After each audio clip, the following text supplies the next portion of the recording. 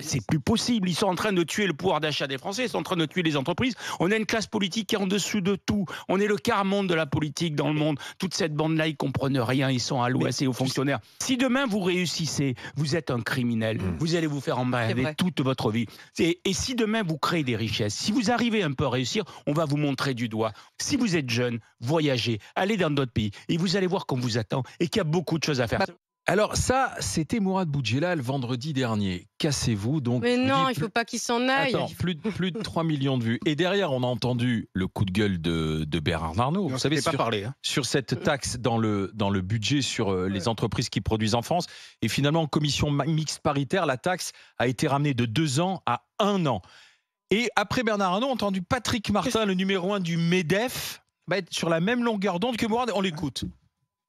Ceux qui peuvent partir, partent. Et ils ont raison. Qu'est-ce que vous voulez ? Il y a une rationalité économique. Nous, on est là, les entrepreneurs, pour faire de la croissance, pour investir, pour innover, pour embaucher. Je ne les incite pas à le faire. La rationalité veut que... Moi, je sens la colère monter. L'incompréhension tourne à la colère. La colère, l'incompréhension monte. Alors attendez, parce qu'il y en a un petit troisième que je vous ai réservé aussi. Là, il est tout chaud, tout beau, tout neuf. C'est Madame Sophie Binet, patronne de la CGT, qui dit en fait qu'ils se tirent, les rats s'en vont. Écoutez. Écoutez, ce chantage à l'emploi, on n'en peut plus. Pour rester sur le cas de Bernard Arnault, c'est seulement 20% de ses salariés qui sont en France aujourd'hui, donc le Made in France est très relatif. Et ces propos, ces comportements sont à l'image du comportement des grands patrons aujourd'hui qui coulent le pays. Ils n'en ont plus rien à faire de la France, ils n'en ont plus rien à faire de l'intérêt général. Leur seul objectif, c'est l'appât du gain. Moi, j'ai envie de dire, les rats quittent le navire. Voilà ce qu'on voit aujourd'hui. Voilà où on en est. Alors effectivement, la jeunesse, cassez-vous. On est dans un contexte économique effectivement qui ne favorise pas l'entrepreneuriat. Et on a Mme Binet qui dit les rats quittent le navire. Mourad, quand tu as poussé ce coup de gueule, tu n'attendais pas à voir ils deviennent virales et qu'ils soient repris partout. Non, sincèrement non. C'était. Mais tu continues de l'assumer, la jeunesse. Ouais, je l'assume totalement. Il faut que si demain, il y a quelque chose qu'il faut comprendre dans ce pays. Moi, quand j'ai démarré dans les affaires, il y a bien longtemps, je pensais qu'on gagnait de l'argent et on payait des impôts. Après, je ne connaissais pas vraiment les proportions, mais c'était ma logique à moi. En fait, je me suis rendu compte que dans la réalité, c'était totalement différent. C'est-à-dire qu'on payait des impôts, même si on ne gagnait pas d'argent. Et qu'éventuellement, si on en gagnait, une fois qu'on avait payé les impôts, il pouvait nous en rester un petit peu, beaucoup moins que les impôts, et qu'il fallait repayer des impôts dessus. Ça ne s'arrêtait jamais. Et donc, je me suis dit, mais c'est quoi ce pays de fous, quoi ? On est dans une telle fiscalité, je vais vous faire une confidence. Ma première boîte, j'ai fêté mon premier million, c'était bien. Et après, j'ai fêté mon 10e million. Je suis passé de 1 à 10. Bon, je gagnais moins d'argent que quand j'en faisais un, à titre personnel.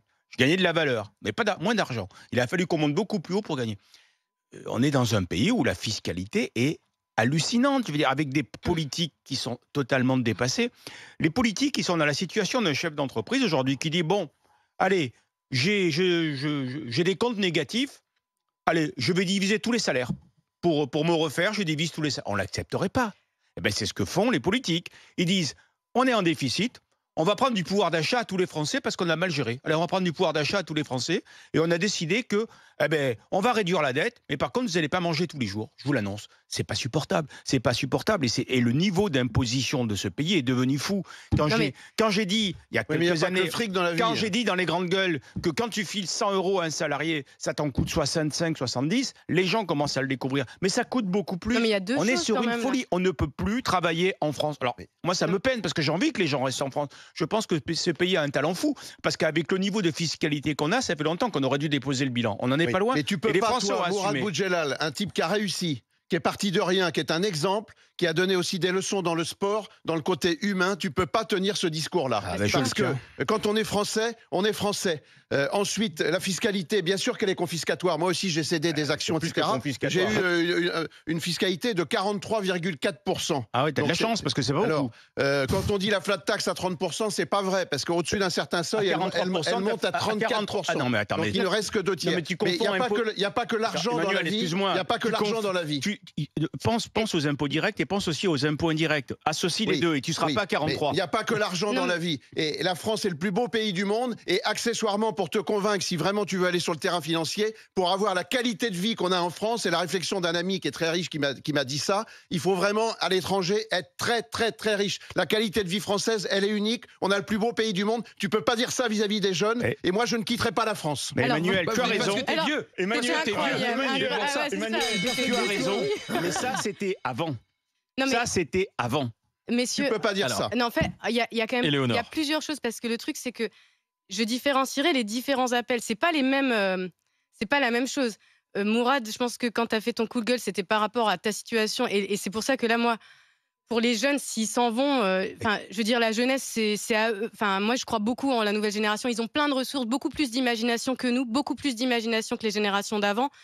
Et je pense que de toute façon, ils vont trouver des solutions parce que là, on va dans le mur au niveau de la fiscalité, tout ça. Donc, ça va changer. Je pense qu'on est arrivé dans un extrême et que j'en suis persuadée. Voilà, j'en suis persuadée. Après, il y a d'autres choses. C'est-à-dire que quand nous, on râle en disant quand même Arnaud, il exagère de chougner, mais là, on parle d'une portion congrue, quoi. On parle de 70 personnes qui, eux, payent moins que les autres riches. Donc, c'est autre chose encore. Il y a des salariés privilégiés. Un patron, pour moi, c'est quelqu'un qui parle de son argent. Non mais d'accord, mais donc dans les patrons du CAC 40, c'est juste des salariés privilégiés. Toi, quand tu dis que tu payes plein de taxes, tu n'es pas parmi les 70, enfin je crois. Non. D'accord, donc tu n'es pas ceux qui tout à coup vont voir une courbe baisser mais ça dans va la au-delà. fiscalité. Mourad, c'est de l'environnement dont il parle aujourd'hui. C'est de l'environnement aujourd'hui que l'on donne dans le pays. C'est-à-dire quand il dit les jeunes, cassez-vous, on est là à parler uniquement de taxes. Là où tu as les États, on pense qu'on veut de Donald Trump, mais autour de lui, si tu veux aujourd'hui, il a des chefs d'entreprise qui ont bouleversé le monde. Nous, on n'en a plus des gens qui ont bouleversé le monde. Il a fait le pari de la croissance et de la consommation en disant il vaut mieux créer de la croissance et de la consommation aujourd'hui, quand tu vois des gens comme Zuckerberg, comme Jeff Bezos ou comme Elon Musk, dont on pense ce que l'on veut, mais ils ont créé et ils ont réussi. Et aujourd'hui, Elon Musk lui-même commence à dire si vous avez besoin de moi pour que j'aille chercher les astronautes dans la station spatiale internationale, je vais aider la NASA, je vais le faire. Et donc, si tu veux, il donne un espoir aujourd'hui. Tu n'as qu'à voir d'ailleurs qui a voté. C'est le business qui a fait voter et qui a fait élire Macron. Et là, nous, en France, en fait, on a François Bayrou. Et François Bayrou, on parle de taxes, 1%, 2%. Mais moi, je m'adresse aux auditeurs. On ne donne pas de perspective, si tu veux, à la jeunesse. On parle de la retraite, alors que quand on prend sa retraite, il te reste une espérance de vie de 20 ans. Moi, j'aimerais bien qu'on parle des 65 ans avant. Il n'y a pas que le fric, on parle d'espoir. On parle d'espoir. Moi, je m'adresse aux auditeurs. Rien ne remplace sa valeur personnelle. Et je suis d'accord avec Éléonore. On est sans doute au bout d'un cycle. D'ailleurs, Bernard Arnault ne quittera pas la France. Au pire, ce serait le siège social, mais il n'y aura pas de délocalisation de sa production. Quand Mme Binet l'attaque en disant il n'y a que 20% des effectifs, évidemment, dans le monde entier, ce sont des vendeurs. Elle est traite de rats, les grands patrons. Mais la fabrication est majoritairement en France. Et quant à M. Martin, c'est scandaleux qu'il ait dérapé comme ça. Moi, je lui dis la phrase de Monterland, M. Martin, en prison pour médiocrité. Ah bah voilà, ça y est. Alors, Bruno Poncet qui a écouté tout le monde. Alors, déjà, moi je dirais que ces grands patrons, les Bernard Arnault et compagnie, ils sont gentils, mais ça fait des années qu'on les nourrit d'argent public. CICE, tous les cavalerie. C'est pour compenser un système de taxes et de charges sociales qui est totalement dingue. C'est de la cavalerie. On leur donne une messe qu'on leur reprend de l'autre. Ils sont nourris d'argent public. Et puis, quand Alain il dit Elon Musk, lui, ce qu'il a compris, c'est que lui, sa boîte privée, elle va remplacer la NASA et qu'il va prendre tout l'argent public américain qui était dans le développement de l'espace. Donc, à un moment donné, on va arrêter un peu de chouiner sur eux. LVMH, c'est 80% à l'étranger aussi. Oui, mais ça n'empêche pas que quand ils prennent des milliards d'argent public, mais derrière, il paye 3 milliards d'impôts en France. Mais regarde aujourd'hui, sur la table. Sur la table. Aujourd'hui, qu'est-ce qui est fait du Made in France ? Il y a quoi de Made in France ? Peut-être le bouquin Mourad qui a été imprimé en France. Absolument. Peut-être le Parisien que Alain. Moi, j'ai fait que ça pendant 35 ans. On arrête un peu.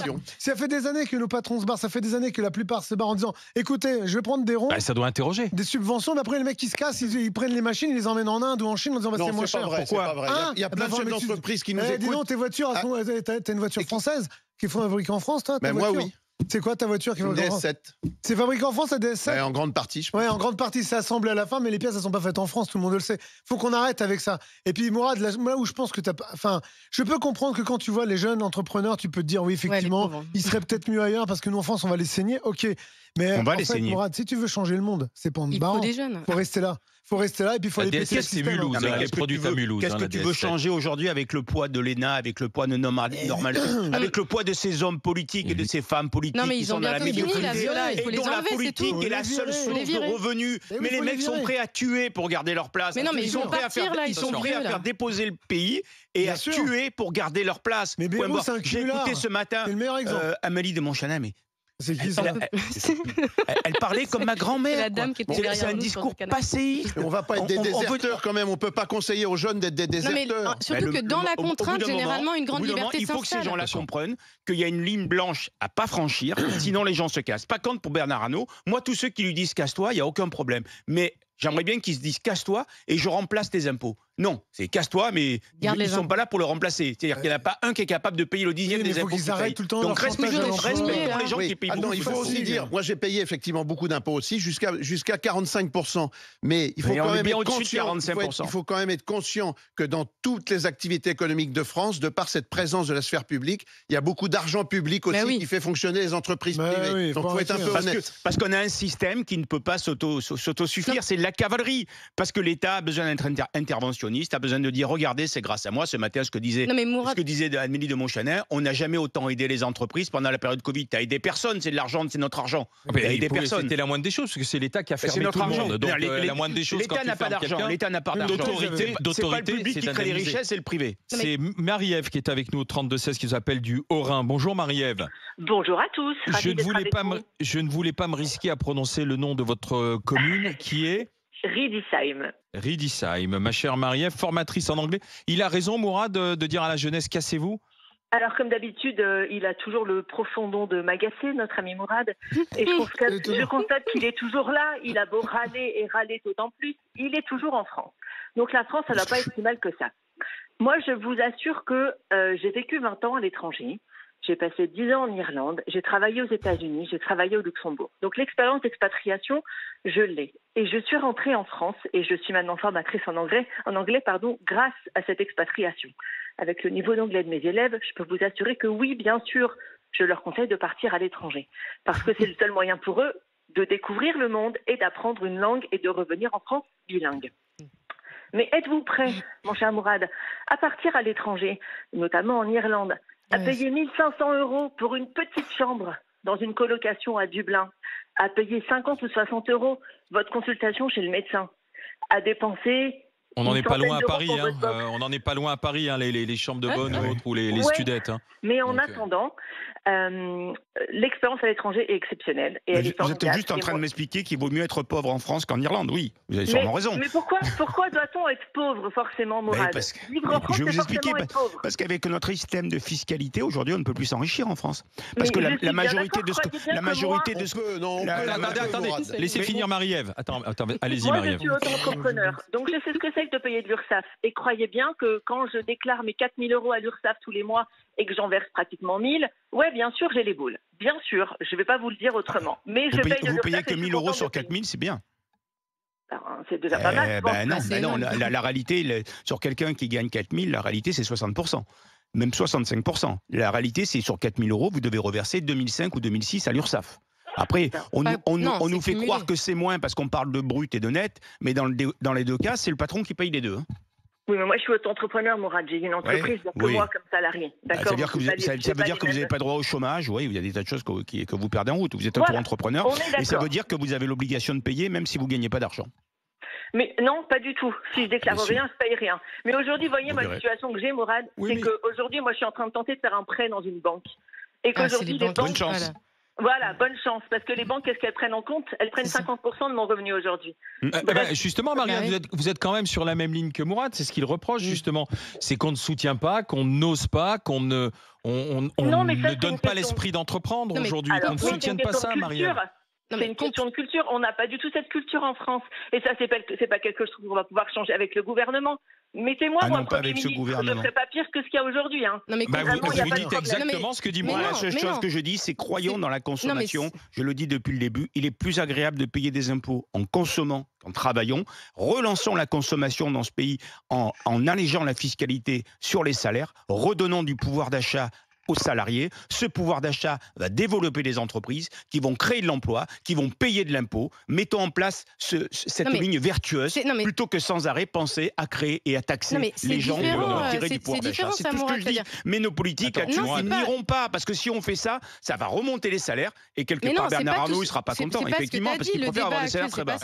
Le débat actuel, c'est pas ce que tu as dit. Ce que tu as dit, c'est chercher des solutions pour qu'on trouve un autre système. Ce que tu as dit, c'est barrez-vous.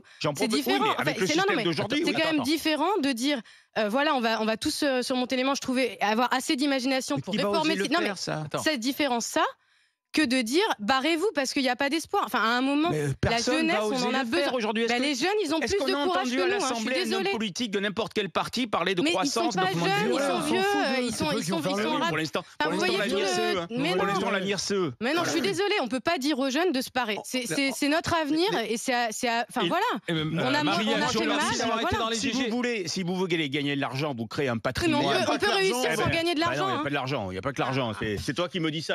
Oui, j'ai réussi, mais c'est comme ça, mais il n'y a pas que l'argent. Marie-Ève, je vous remercie d'avoir été dans les GG.